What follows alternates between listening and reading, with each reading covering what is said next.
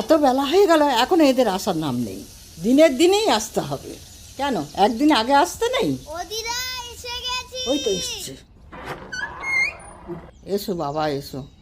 বাবা ছেলে মেয়েগুলো কিরুগা হয়ে গেছে। ওসব ছাড়ো, তুমি আগে বলো বাবাকে নিমন্ত্রণ করেছো, আমাকে কেন করোনি? আজ তো জামাই ষষ্ঠী, জামাই ষষ্ঠীতে জামাইকে নিমন্ত্রণ করব না? আর তুমি তো আমার দাদু ভাই, তোমাকে আবার নিমন্ত্রণ করতে হবে? তাহলে নাতি ষষ্ঠীর সময় শুধু আমাকে নিমন্ত্রণ করবে তো? হাসছো কেন? তোমার সব রান্না হয়ে গেছে? খেতে দাও, আমার খুব খিদে হয়েছে।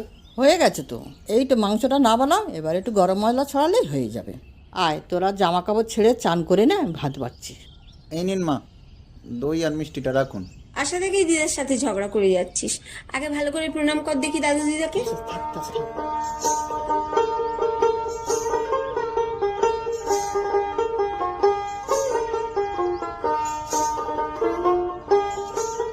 বাবাকে দই চিড়ে ফল এত কিছু দিয়েছো, ওগুলো আমাকে দেবে না? তুই ওগুলো খেলে ভাত খেতে পারবি তো? অনেক রকমের রান্না করেছি কিন্তু দিদা। আমি সব খেতে পারবো, আমাকেও দাও। দাঁড়া ভাই, আমি তোকে দিচ্ছি। না না, আগে বাবার থেকে একটু খেয়ে দেখ কেমন লাগে।